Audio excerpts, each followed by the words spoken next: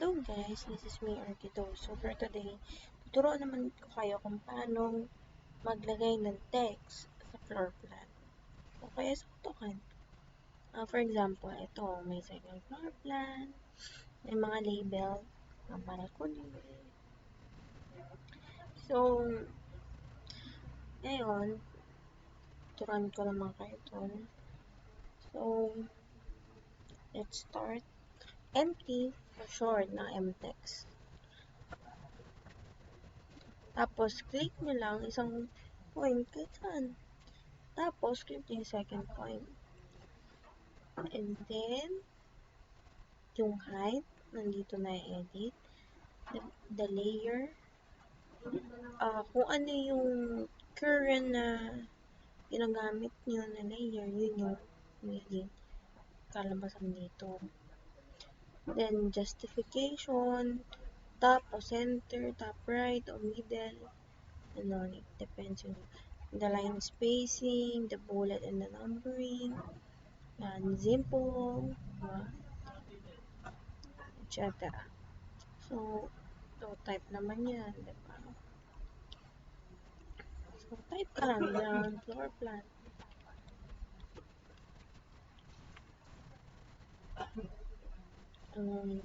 So, pag meter kasi, usually, ganun lang yung size na ginagamit. Ganyan, pag naka-meter ka. Minsan naman, pag mm kasi, mas doble, 200, ganun, 200, 300 mm na height ng letter o ng text. Pag gusto nyo kasing i-edit to, no need to m-text edit. Like, ito. Yan, empty edit. No need na yan. Double-click nyo lang to. Double-click nyo lang yung text. Tapos, ayun na, pwede nyo na ma-edit. Pag empty naman, edit nyo, click nyo yun, double click nyo na lang. So, mas mabilis. Diba? And also, pwede nyo rin liitan na rin yung text, diba?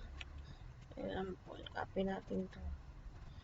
Then, double click yung text. Pwede natin itong i-edit na point 10. Diba? I-select nyo muna siya all. Tapos, point 10. Liliit mga height ng scale. Tsaka ng mga meter. Ganun lang. And, ganyan lang. So, depende dun sa font na gagamitin nyo. Diba? Depende sa font. Arial, o sa, italic, or with line. Ganun. It's up to you. Kung klase yung, yung font style niya. Nandun din yun sa gilid, sa left, right, upper left na part. So, yun lang. And thank you. Sana nakatulong.